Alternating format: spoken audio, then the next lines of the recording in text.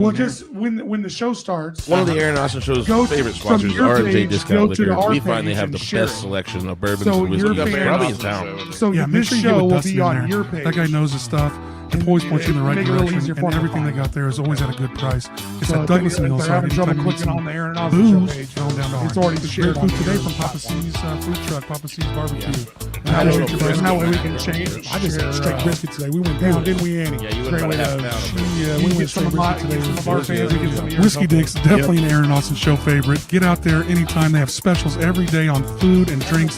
They got happy hour from 3 to 6. And how many whiskeys they got in that place, Aaron? I think they have the most whiskeys in town, and every Monday you can do any whiskey under $25 a shot for half price. I think there's 700 plus in that building.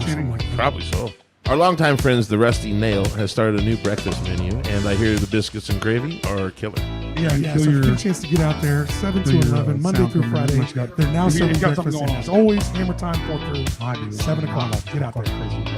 So Mopigs is just north of Weston Central in the old Game Exchange building. And there's really, you can find a little bit of everything from collectibles to Pokemon cards to action figures to video games. They have a lot of cool stuff in there, and you can also get art by Stephanie Nash. Make sure you check out Mopigs and everything else.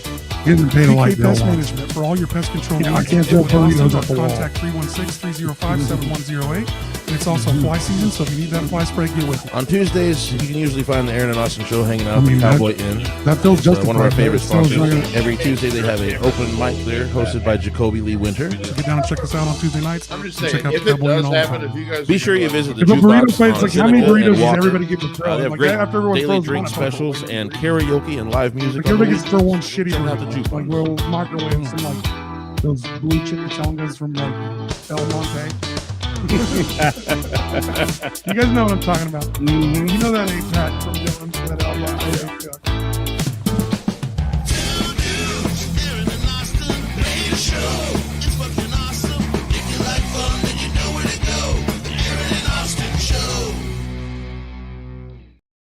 All right, live before I'm Austin. This is Aaron. I It's the feel like Aaron we're and ahead Austin of the show. curve. Yeah, we're ahead of the curve. Doing pretty Most good. people probably ain't even tuned in yet. 214 this motherfucker. We got Billy Carr in here. That's right. We're doing crazy shit all the time. I'm just sharing this over real quick while we start. Aaron, hit us with what's going on in that Winfield location. I want to hear a little bit more about that. Okay. So I moved to Winfield, taking care of my folks down there, and family first, guys. We have to do it. But I got down there, and the movie theater that I was going to growing up, when I grew up in Winfield, it is now the Marquee Performing Arts Center, and the building has fallen apart over the years.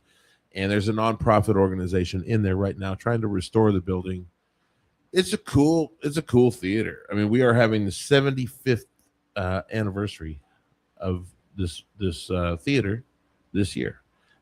It was a Fox theater back in the day, and the big thing that keeps us from having shows in the big part of the theater where everybody sits and watches a movie, the big thing is keeping us from there is air conditioning. We just put a roof on it, and the roof's good.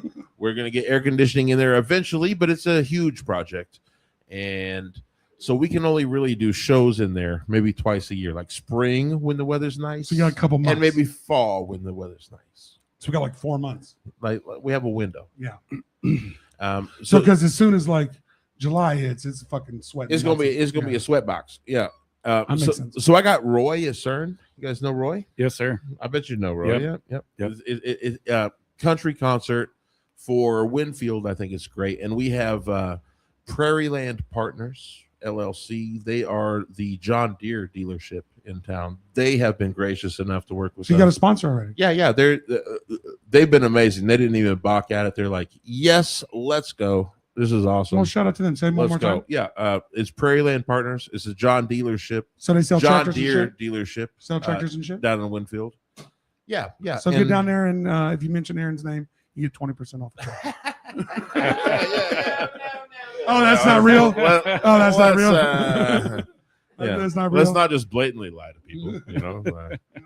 But no, hey, they were amazing. They jumped right on board, and they're going to help me throw the show. Nice.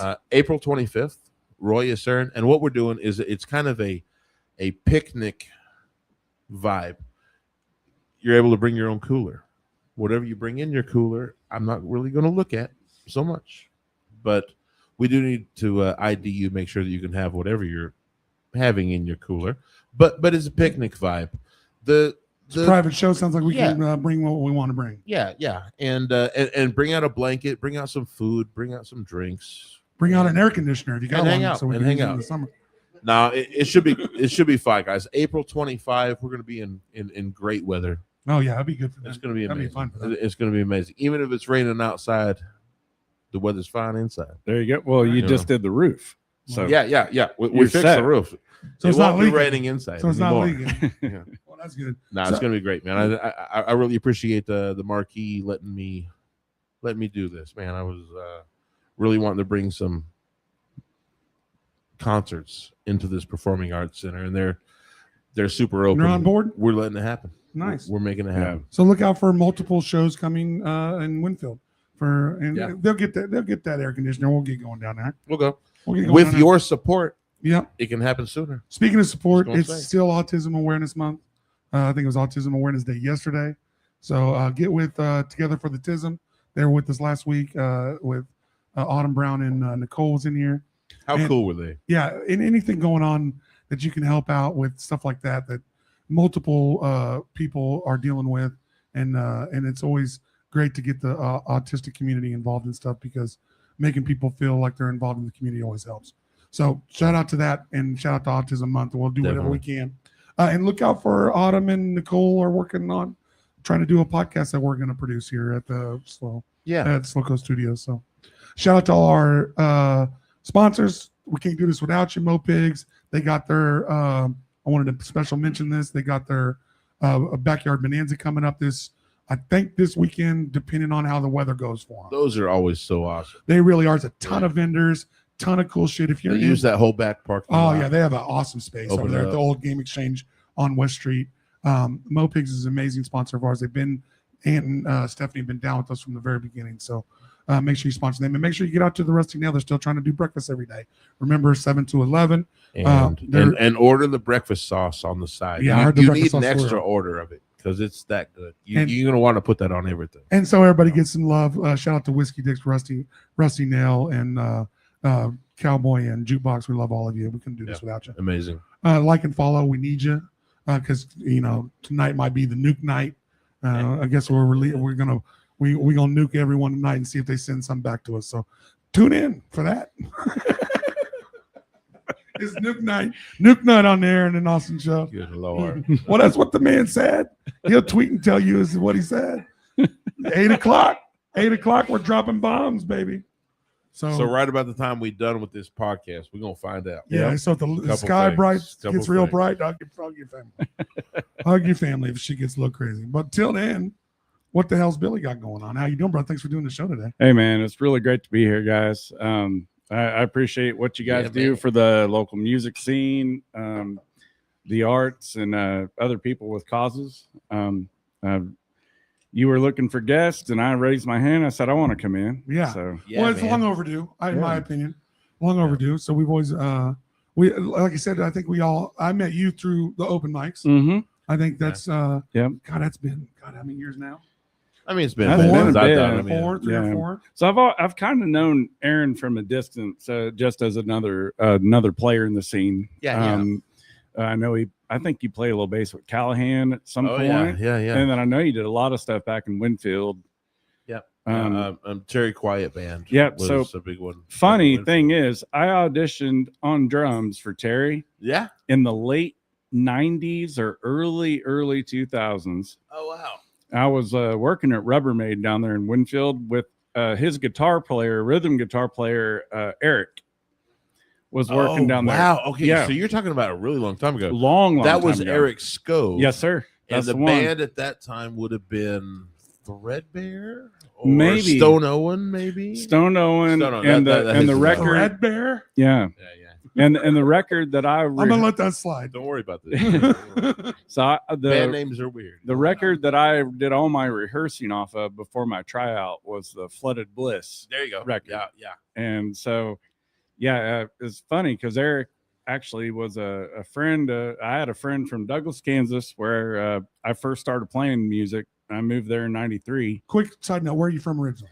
Okay, well, so I spent my first 16 years in Harper County, Kansas. Okay. Moved to Butler County, Douglas area, because my grandfolks lived out that way, and my dad wanted to be closer to his folks as they were aging. Makes sense. And so You gotta take care of your family. and honestly, from Douglas, the amount of guys who are still playing local music, including the Butter Cutter, is from Douglas. Is the Butter Cutter a single individual? Well, Because you the Butter Cutter. Define the Butter Cutter. Because I thought the Butter Cutter was a group. so it is a person. So originally we were a duo. Okay. So it was Billy Ray and the Butter Cutter. Because we were like, well, what are we going to call this? We were doing a singer songwriter with a little bit of electric lead, and and we were like, well, what are we going to call this? You just went with the Butter Cutters. Well, no. So there's never been an S, but I've thought about it. But Drew was like, no, I am the Butter Cutter. I don't know about the drummer and the bass player, but they're not the Butter Cutter. We're not giving them an S on the end of it. So they're the fluffer nutter. But no, that's how it started, was as a duo. And what's funny is for a long time, I wanted to know, like, what am I? Okay. And now I'm singing and playing country music, played drums for years in a lot of other bands. And what am I going to call myself? I'm like, well, it actually says on your driver's license and birth certificate that you are Billy Ray. So Billy Ray. So country singer, why are you trying to find another name, dummy? Yeah, you're gifted one. Yeah. I mean, it was. You would have had to adopt a better name, and there is no better. There name. is not a better name. So then Drew was like, well, it's not Billy Ray and Drew. that doesn't work. But when Drew McClellan played lead guitar with a local group, the Tits, which was Scott Mackey, Kendall Newby, Ben Harvey. I mean, huge players in that. I remember the group. Yeah. So Scott Mackey gave Drew the stage name Dewey Buttercutter. Oh my God, yeah. That is the origin of the Buttercutter. I don't hate it at all. So that's how we ended up where we were there. So he's a bit selfish with his Buttercutter title. He is, yeah, because that's not the name of the backing band. That's the name of a duo. Yeah. You know. I'm glad we explained that. So it's Billy Ray and the Buttercutter and those guys. So it's always been kind of undefined of what. That's true. So I'm glad he came. No, I think you go with that. Since no one else is doing that. What's actually really funny is as I started playing out a little bit more, I would run into random people, and obviously we'd all be drinking, and they would just look at me and say, "Buttercutter." Well, sure. Yeah. So I did that to you one night. I remember I did that to you one night at an open mic at Shamrock. I came up and I was like, "Hey, fucking Buttercutter." And I thought it was your guitar. I thought you were calling your guitar the Buttercutter because you play a butterscotch. So you thought he was solo bagging as Billy I didn't Ray know, Carr, look, and the Buttercutter was his instrument? That's what I thought. I wish that would be awesome. I wish awesome. I wish I played guitar well enough to own that, because I would have. But I think we rewrite the story. Yeah, it's sorry to Drew. No, for real. Like, but no, man, those guys are great. Drew's. What's funny about that? So how that all came to be was, I was learning a whole bunch of country covers. Well, sorry, quick side note. I played drums for Sunshine Trucking, and we were doing a bunch of country music. Yeah. And I love playing drums. What was the name of the band? Sunshine Trucking. Yeah. And I love no rock. You weren't doing rock. So Paul Huffman, Brian Seeley on rhythm guitar, Jordan and Jack and Jeff Corbett, and originally Jimmy Egger. But yeah, Jordan D. Menace singing those harmony vocals. If it really wasn't for that, so that thing kind of ended, and I love country music so much that's when I started say, I just want to like sing and play some stuff, and I'm going to see if I can trick like my very highbrow, very, very smart technical player buddy Drew, if I could trick him into learning some Buck Owens songs. Was my goal. Yeah. And slowly but surely, he really started loving the stuff. And and as selfish as he is with the Buttercutter name, I don't really think he could take it into any other genre. It's like you're pigeonholed into that genre. He's like, if I got to keep this name, I got to be country. After that, that's your sell. Well, and so at the beginning, all we did were covers, and I kind of wanted it just to be kind of I wanted to be ambassadors for an era of country music that some people, when you don't go out on a weekend and hear people playing that. So you were trying to play the more obscure covers, the cooler shit. Well, not even necessarily obscure, but really more like really getting down in the weeds of like that real honky tonk stuff, because there's just not, especially in Wichita, there's give me 5 songs from your set list in that opinion. Okay, so during that time, we definitely did Together Again by Buck Owens, did Love's Gonna Live Here, Waylon Jennings. We did what were the early ones we did? But you were trying to keep it more true. Yeah, we were really trying. Some George Jones, Bartender's Blues, a lot of that kind of stuff. There is an authentic country. Oh yeah, that supersedes all this. And it hits a giant vein in this area of the country. Like there's, they like that old school. What's been funny to me is the turnaround of artists like Tyler Childers and Sturgill Simpson. Yeah, coming back around. And what's that? Really like Coulter Wall. And Coulter Wall, man. Fuck, I love that motherfucker. What I'm saying is that old school country has been put back into the scene by these people, and it has been embraced. And honestly, that was the two big things that got me to doing what we're doing now is Meta Modern Sounds being released in 2013. Sturgill Simpson.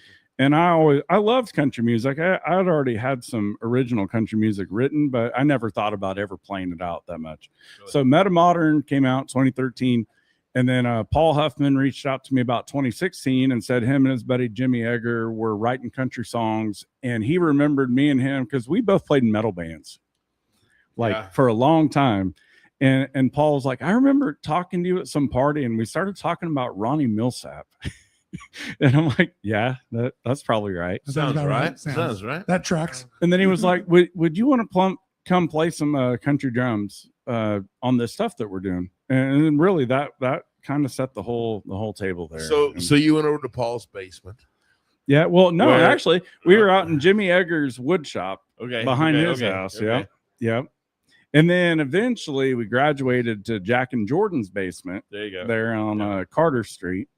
And man, those were some really all drumming during that time for you. Yeah, well, drumming and really getting into that 2 and 3 part harmony because Jimmy Egger was a really good singer. Jordan's a good singer, and I could usually find that other space in there. And then you've got Brian Seeley strumming an acoustic guitar, and he's loving it. But you're also like, man, we got another weapon just right there.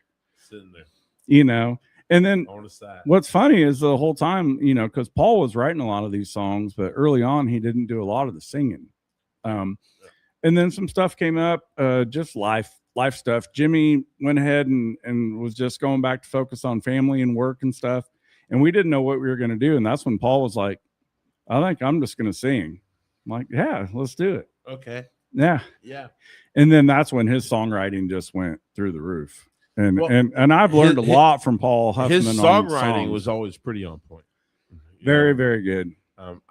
I got to play bass for Paul and the Oklahoma Tooth Fairy. Oh yeah, now I don't mind that name. That's a good name.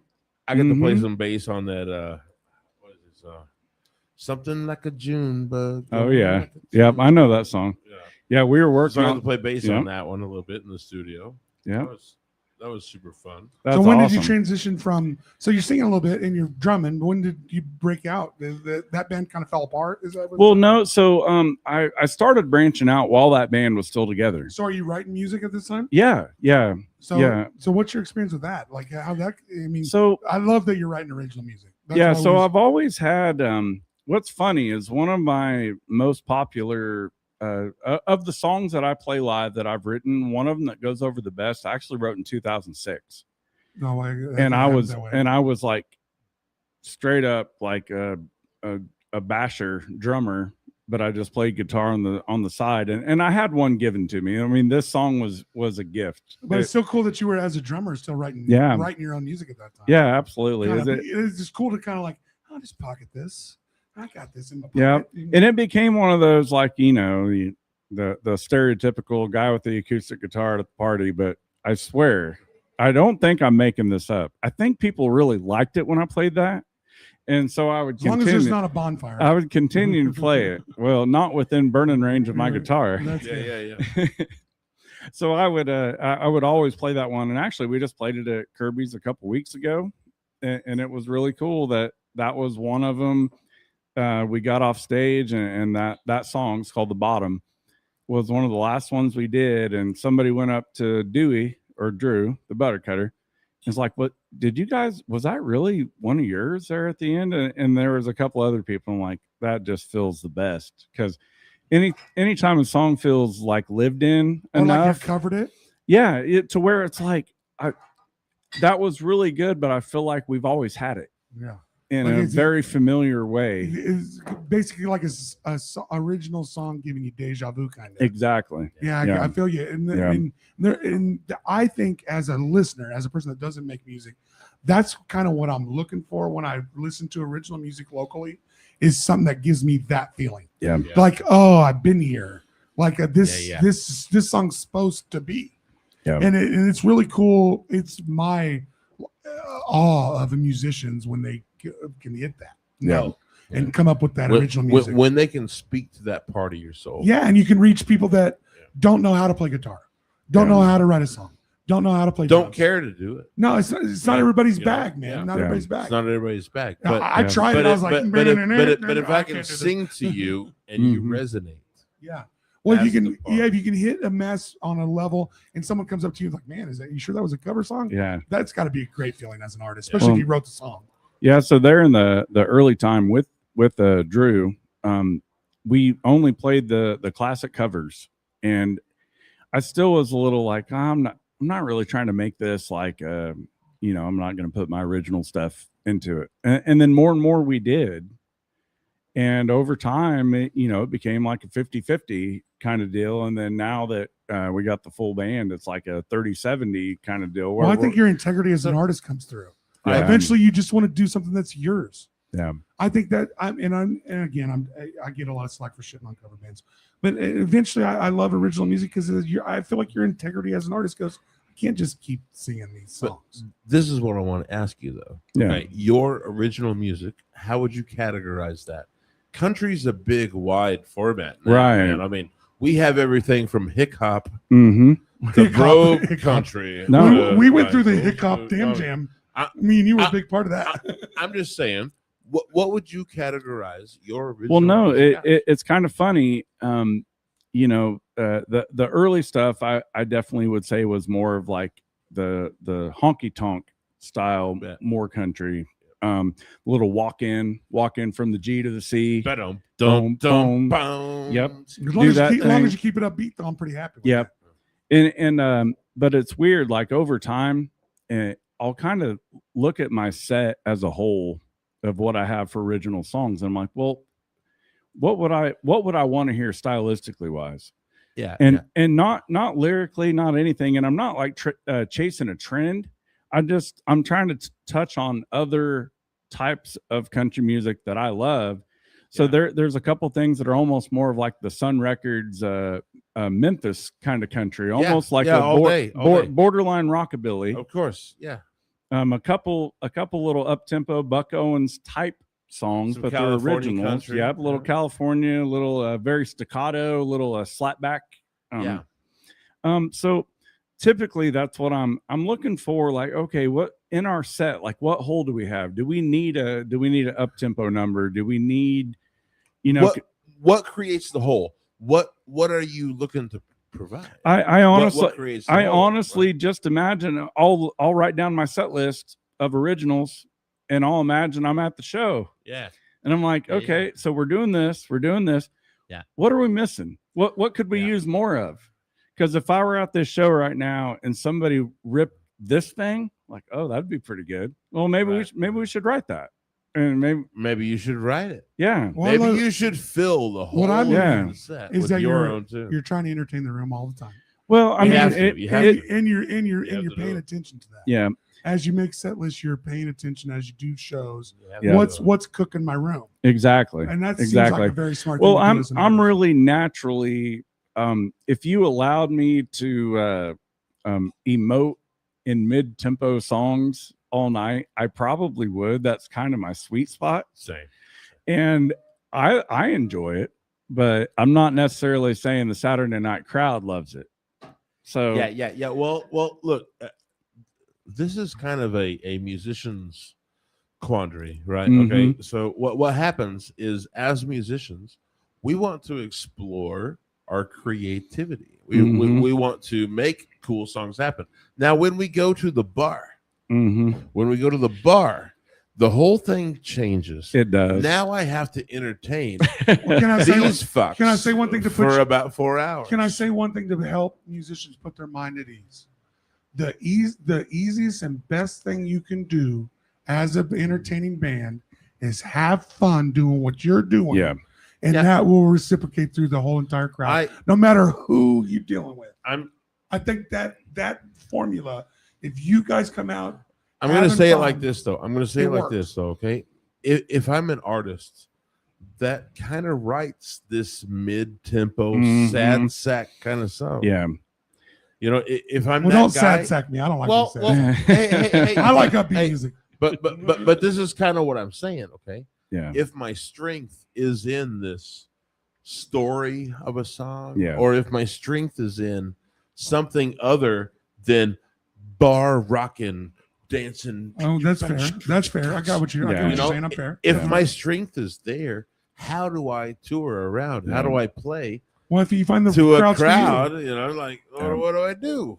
Well, it's kind of like if I'm playing catch with my kid and they're smiling and they're still having a good time, like we can keep going. But you can kind of tell, like an audience and a performer is a game of catch, and All day. you can tell after a while they're like, God, that was brilliant. like is he still throwing? Like, And well, there's a I'm lot of kinda- artists. Hey, Well, there's a lot of artists that'll Yeah. still throw you those same songs, with the same Exactly. cadence in a row, and you're like, God Yeah. damn, just please change Like the tempo on this billing. occasionally you're like, throw you a little sidearm Please. grounder, maybe a little pop up. And you I know? tell you, I will tell you again, as a person that is exponentially in the crowd, we don't come here to hear your sad shit all the time. No, for sure. You Well, can hit me with one for or two sure. of them. Well- And I love the way that we're all in our feelings, and I love the way some of them songs are written. But there's a lot of bands that'll just go down that road, so and you're so hitting me for like fucking 10 minutes. so with that so shit. having toured around quite a bit, I'm going to tell you there's a difference between a bar crowd who expects your bangers, yeah, Yeah, fair, because fair. we're out here to party. And, Right. and Feel a me? stadium crowd. There's Yeah. You're right, there's you're a right. bar crowd that we're here to party. I want to dance with that Yeah. girl, so give me a dance song. Yeah, the bar And- bar crowd does Yeah. not care about dynamics. Not at all. Not at all. Once I don't care how long it took you to make that set list. once we're able to graduate into a theater crowd, Yeah. those people sit in Yeah. chairs and listen. Mm-hmm. Well, And at that point, you can now well, at that point, they're your crowd. struggle. That's different. Yeah, you're right. And that's what I mean. That's what I Yeah. mean. Well, when That's what I'm when saying. someone buys a ticket for you, it's different. It definitely is Yeah. different. When they buy a ticket for Then you you, get emotional. Then you can play three. and they sit in your audience, You can give me the heart Uh-huh. for 3 songs. they're not dancing. You can now play your slower tunes, the well-written, awesome stuff that we do. Right. It's fair. That's fair. Well, no, it's kind of funny. I had a very it was like a lottery ticket opportunity that was given me from Jed Bodwin. Oh yes, I don't know who that is. So they were. Who's Jed Bodwin? He works at KMUW, but he used to write. Well, I don't. Yeah, Strange Currency. Yeah, Strange Currency is his his radio show. show. He used to publish a lot of pieces in F5 and other So he's a big local deal. music. Yeah. Yeah, and they're just a really good dude. So he's got connections with Stiefel Theater, and they had That's a Solana joint, right? yeah. So they had That's where I the play with him. Yeah. yeah. So they had a national act, Lee Bryce, come through. Lee Bryce is a big deal. And they were just looking for like local regional opener, 30 minutes. Yeah. And can you give me a name? And Jed gave them my name. Awesome. and it was a really, really cool deal. But what's funny about it, so I went up there and I had a great time, and I have no regrets about the set, and got done with the set, sold some merch, got to meet a lot of really cool people. I actually went down to Amy down at Get Branded in Winfield. Oh, yeah. I submitted an order of merch the day that I found out I was playing the gig, drove down there Saturday morning, picked up the merch, then drove to Salina.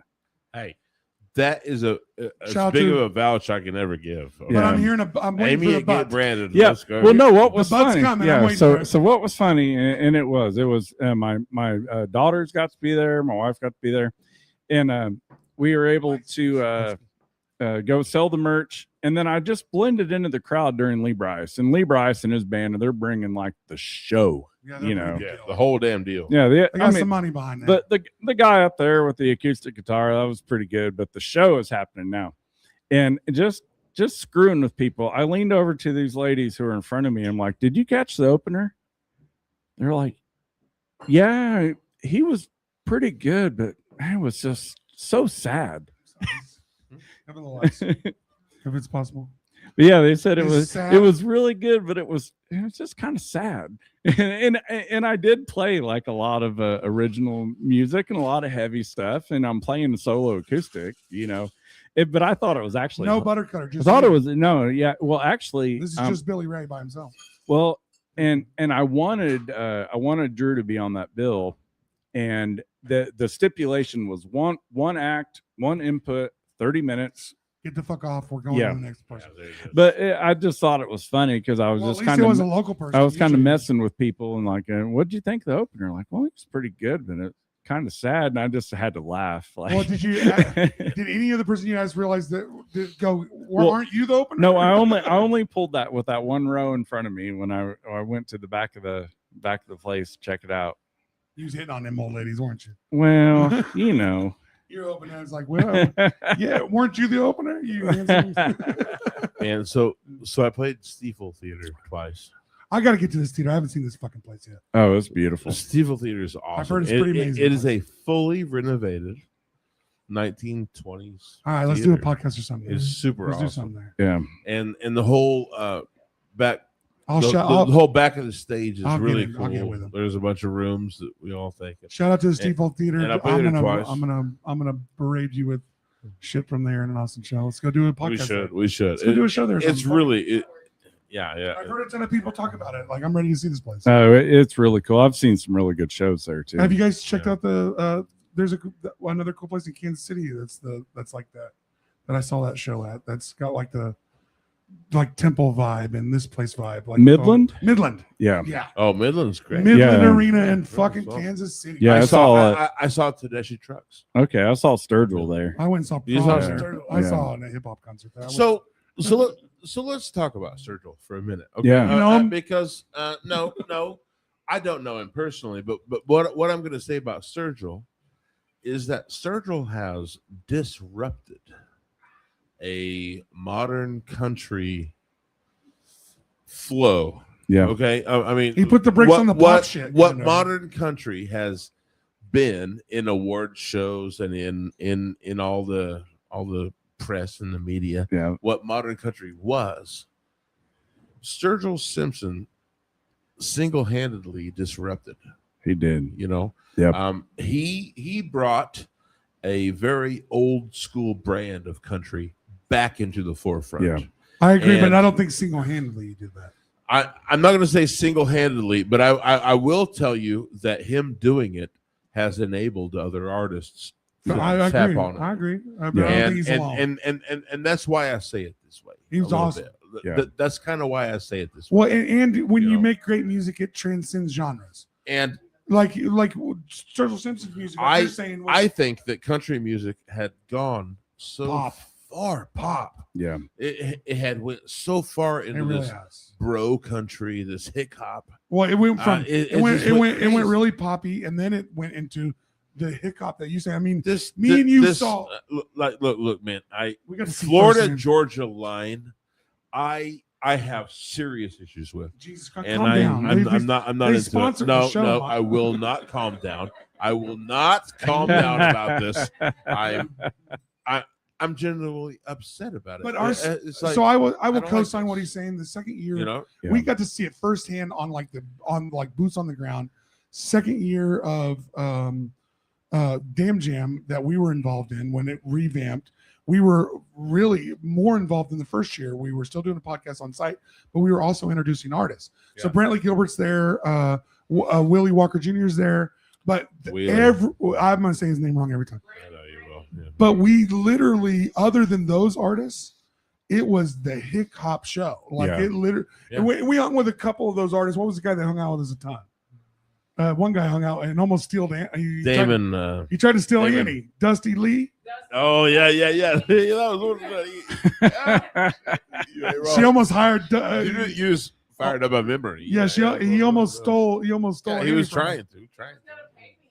Yeah, hey, that you Should have gone. that you didn't take the deal. I was surprised. Should have done it. But we were literally, other than Brantley Gilbert and Walker Jr., we were in the mix of like every artist on that was like this hip hop country transition. What we found out there was that a lot of artists, and we had a lot of fun, and we'll do it again. A lot of artists were trying to get through on this rap game. Well, it was like a new thing, so it's like monkey see. They were monkey trying do. to get through this rap game, and then one cat kind of broke the formula Jelly Roll on this, like, well, yeah, probably so, but like broke that formula on rap in the country, and it went hard. So many people hit. It went hard that year that we were interviewing them. Well, so many people. It was 2 years. It was probably the year before. Even it was a thing. It was really big. It was like a 5-year period where a snare drum just completely disappeared and turned into a clap. Hey man, sometimes you gotta have a clap. So now one guy was devil worshiping like crazy. What was that guy? What was that one dude? The Nas guy? No, not what was the one dude that was that everybody was big into? He was a hip hop, a black country artist, and gay too. Yeah, I don't even know. You guys don't remember that guy? I'm not sure. Damon.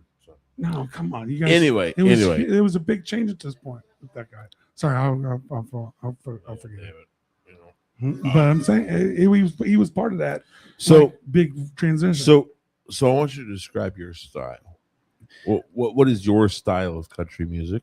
Well, how do you know about this? What you have? It's kind of multiple styles. So like, how many different ways are we going to see Billy? Like, I feel like sometimes it's you, and then sometimes it's you and the butter cutter. Yeah, and then you. It's sometimes you and the butter cutter. So honestly, it is 3 shows. So you're gonna see the full band, which is about an hour, and it's kind of full blown, just going through the spectrum of country. And Kendall Newby, not only is a fantastic drummer, he's a great singer, amazing, and singing with him, like when I sing, I'm like, I feel like I'm all right, but singing with a really good singer, I feel like that just takes me to a different place. Yeah. Some people got the gift. He really does. So you've got that. Then you've got like the 1 hour Kirby show, which is actually what I'll be doing Saturday, April 11th, which is my birthday, and I'm going to split a bill with Brooke Blanche and Charlie Abbott. We love Brooke. And I'll actually be the little birthday boy sandwich in the middle of those guys. I don't know Charlie Abbott. Yeah. I don't know Charlie Abbott. I know Brooke. Oh man, Charlie's great. You got to check him out for sure. Well, but no, so on that kind of thing, a 1 hour Kirby's is going to be primarily original songs. It's probably going to get a little bit more into some of the sad sappy kind of stuff. You're allowed. And then honestly, when I'm playing, because I've been doing a fair amount of these, it's kind of stuff Annie knows about. It's these 2 and 3 hour bar and grill kind of gigs. They pay well. Yeah, Nowhere Grill, shout out. They pay well. They're challenging. Wearing the shirt, baby. Yeah, but that's actually where I've gotten more confident, because when I first started doing those, when you realize you're not. So my whole time as a performer has been, I'm a drummer in a rock band on a 3-band bill. We play at Barleycorns, and everyone who's there is there to see the band. Fair enough. Yeah. When you do the solo stuff, you have to, and it took me, I'm a little older, but I'm new to that game. It took me a while to accept the fact that you don't even necessarily have to talk between these songs because you're not wrong. You're not wrong. you're not. They don't want your banter. They might enjoy a tune. They might tip. Can I say one thing? Just say your name and the name of the song. Yeah, you're just We don't there care about and the you're rest of it. performing to the room. But what I did find is with those kind of gigs, you got 2-3 hours to play. I'm going to find me some covers that are going to entertain me that they will actually like, and that's where I started digging into some Keith Whitley and some stuff that I had never taken the time to learn before. But I'm like, I think they'll like it and I'll like it while I do it.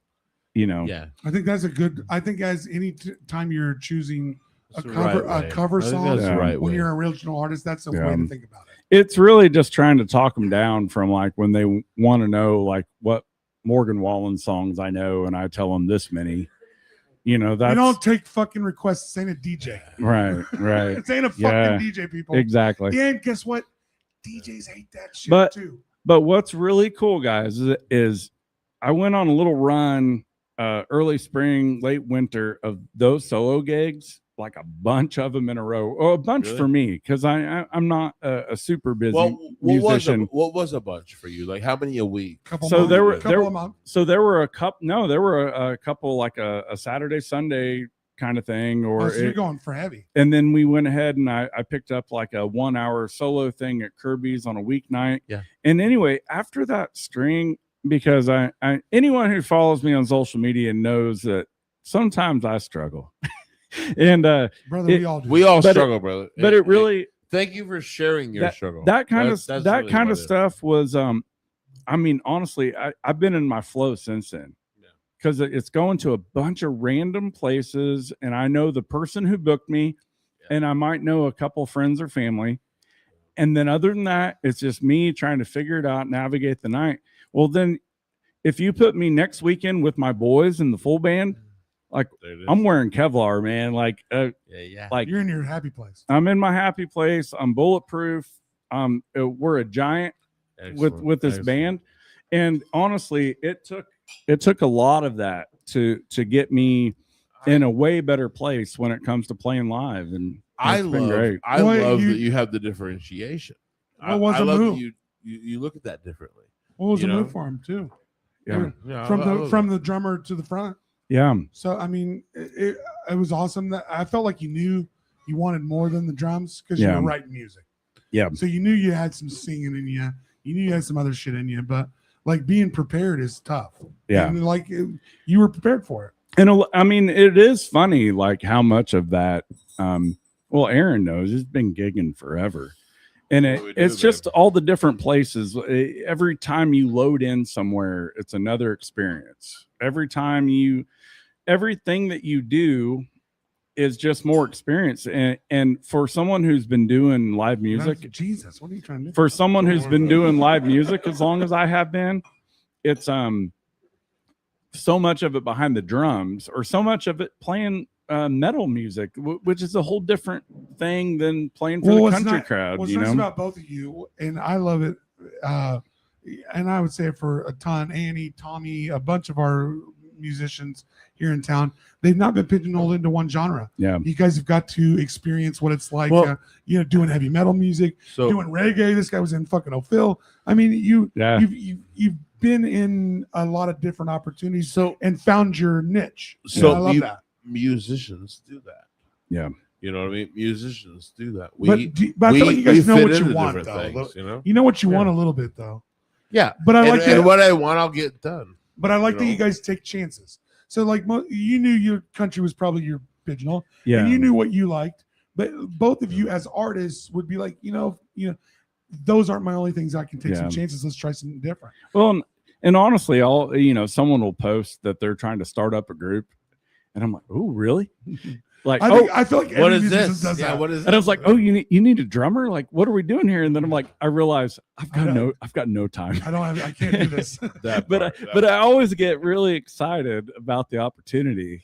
And and honestly, Austin, that's where it comes in. Is like, for the little bit of music that I get to play, like I feel like I'm doing what brings the most joy to me. And and the stuff I get the most out of. It shows, and I think it showed more in the last few years. Yeah, thank you, man. And like I said, I preach to musicians: do what you love, and it reciprocates to the crowd. Yeah, like sometimes a lot of you, and a lot of you play music to play music. I love that, but if your guys are having fun and doing sets that you like, playing songs that you like, whether they're original or covers, the whole crowd sees that. Yeah. When you we can't play, we're jealous of it, so we don't want you to be having a bad time playing. So get fucked. Give us a good time, you sons of bitches. You guys are talented as shit. You play multiple instruments, can sing and shit. He's drummer, singer, drummer, there's bassist, can play the guitar, can sing. We want to, and like I said, don't beat us over the head with the melancholy music. Oh no, I get it. What I say is 1 to 2. You give me one sad, too good, one sad, too good, one sad, too good. Keep me moving. I love to find your moments that you guys have with your sad music, and you can't write all music can't be popping.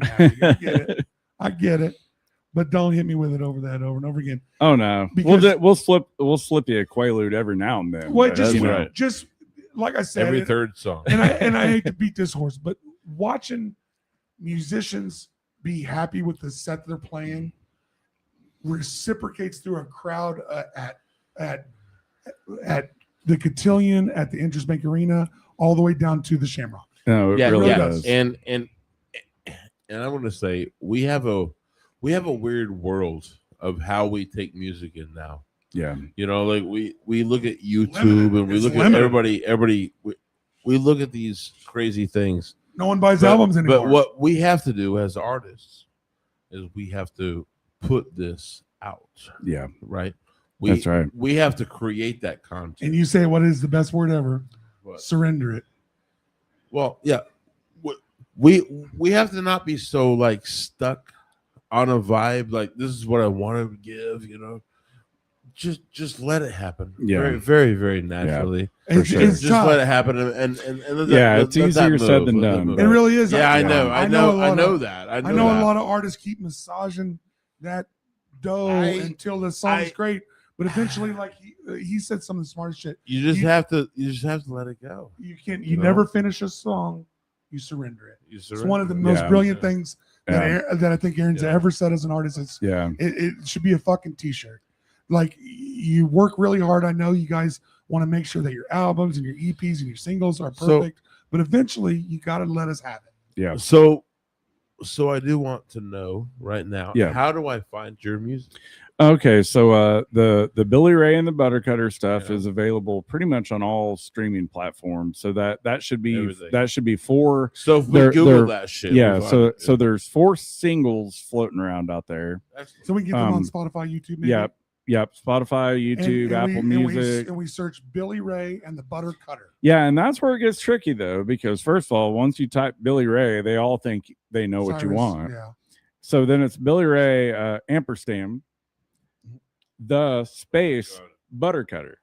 And Buttercutter is one word because it's not a real person. So I just made him a thing. He's Buttercutter. So it does honestly get tricky when you're trying to pull that stuff up. So let's pull the link. Yes. Yeah, we'll throw that thing out. Maybe you guys should be Buttercutters and Billy Ray. I actually made a shirt for Drew for Christmas. Yeah. You put it the other way? That was Buttercutter and the Billy Ray. How much did that chap your ass to fucking surrender that shirt? I thought it was hilarious, and I had Matt Jansen whip it up. Matt Jansen. Matt, we love Matt. And I loved it. Matt's awesome dude. But yeah, so he made you a shirt. Yeah, a backward shirt. I made him a backward shirt that said Buttercutter and the Billy Ray. Can I give you flowers for maybe one thing? Sure. All the Dave Matthews and the Silver Bullet bands and all of this, I don't think anybody's had the joke where they did it backwards yet. Right. I think you might be the only. Hey, I'm a pioneer. I think we're giving you credit for the first one to be like, we're the Buttercutters and Billy Ray. Right. When has that been a thing? Nobody's done that. Nobody's done that. First thing ever, Billy Ray did it here in Wichita, Kansas. Describe your country music. You already. It really is. I didn't get an answer. What? Yeah. Well, I probably did. I probably veered off. But so if we if we search Billy Ray and the Buttercutters, we get the duo version. No, so What no, so all of those recordings are me and Drew and Kendall at least. Okay. And then the bass parts were also played by, well, so sorry, Dewey Buttercutter played the lead guitar, Drew played the bass. So if everybody's in the band, name everybody. Drew. Yeah. Okay. Drew McClellan, lead guitar, Oh, okay. Mr. Buttercutter, Kendall Newby, drums and backing vocals, and Andrew Calvert is our bass player, who is also a Douglas, Kansas boy. So I actually met Drew almost 30 years ago in Douglas, Kansas. He was a lot younger than I was, and I could tell just from quick conversations and different like listening sessions we had, like this kid is sharp. Yeah. He studied saxophone at Photo.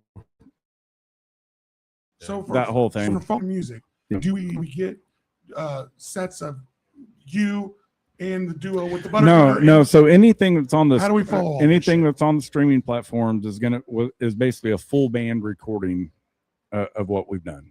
Yeah. So how often do we get to see that full band live?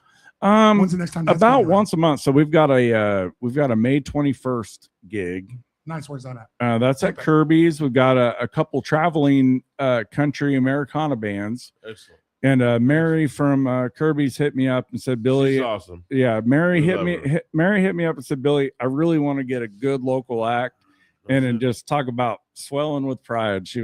She contacted us because she wanted a good country Americana kind of act for these travelers. And you got that. You got that. and You that got just that was perfect. So yeah, love we're it. going to I be love on it, that man. bill. So are we as we proceed forward from today? Mm-hmm. What are at the three acts that you are solo, duo, and the full band? Uh-huh. What are we booking most shows as? Would So you rather do the full band is what we're really trying to put. honestly, yes. I've been real heavy on the solo stuff, and honestly, that has been kind of an attempt for me to save up for like a Martin D28 or something. I got a wouldn't it be couple great? Yeah. couple things, but It's your high school job. yeah. So you can make that extra But money. honestly, it's you know, with my work, with my family and everything, there's only so many weekends that I can give up. I want to start giving more to the full band because they're just great guys. They're great players. I have kind of oversaturated the solo stuff. So as the last couple things I have on the book, I want to get the full band out Well, there. it's- It's oh, a yeah. blast Well, it's for smart to me. be diverse and Yeah. not oversaturate yourself with the same Yeah, stuff. yeah. So what is the official name of the full band? So it is Billy Ray and the Buttercutter. But That is the band. And so it's almost I guess it's Brooks and Dunn. And a couple. You know, guys. they didn't say Brooks and Dunn, and I think we said and a the couple ba- guys. and the bassist and the pedal steel and the fiddler and the it's Billy Ray and the Buttercutter, and it honestly you have is. to So put an S on it. I have thought about it, but hear me out. I feel So- like you guys have had multiple conversations Yeah. about this. It's a little bit of. Hear him out. I feel like Hear it's him a out. vein. But no, hear me. So honestly, and Drew has never said this, but like if you pull up, that's the rumor going round. It's one of the songs we have recorded. Really? It kicks off with a lick that is Drew, and it's as much of a earworm. It is the opening hook of the song, and I did not write it. I wrote a pretty fair tune, but he's got his stamp on a lot of this stuff, and I really do look Cool. at it as Super a cool. duo. And honestly, guys, he's one of the people, because I mean, you know, I've always thought I was a pretty decent drummer. I could do some rock and roll stuff. The guitar stuff, like it took a lot of confidence to build up, and not only has he been supportive, I've learned from him and Kendall so much. Always, and it is the Kendall's typical thing. amazing, yeah.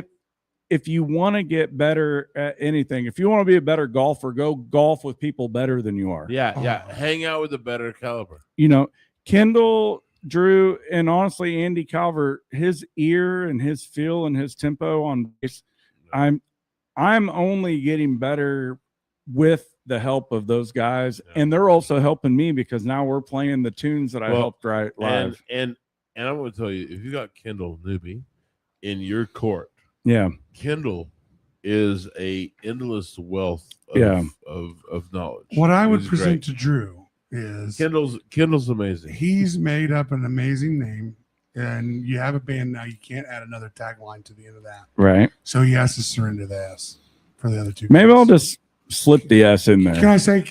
I think Billy Carr and the Buttercutters is a fucking amazing good name.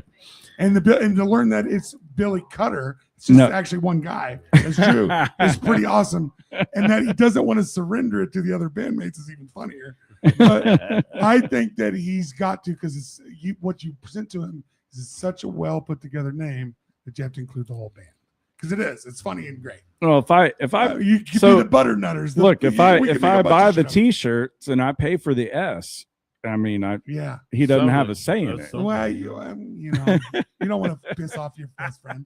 Oh no, I absolutely don't. Well, and like I said, it's funny. It's good. The Buttercutters, it's good. But like, if you got a couple more guys in the band, we can't be like Billy Carr and the Buttercutters and a fun couple guys.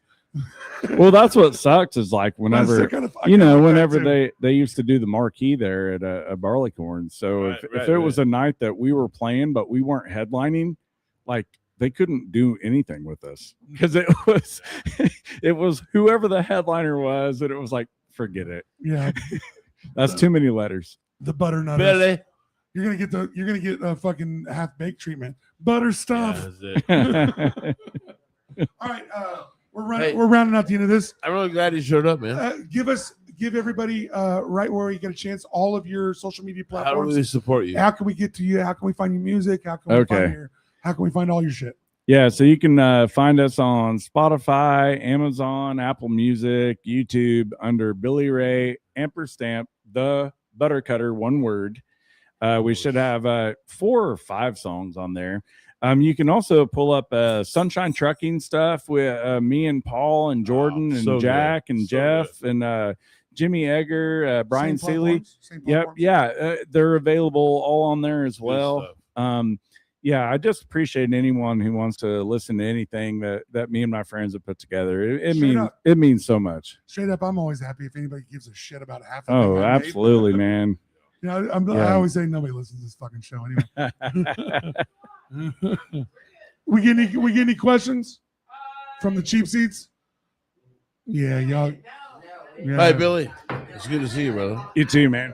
And we'll have It's always good to see you. look bro. out for another episode of the Aaron Austin Show with Billy and the Buttercutter. Yeah.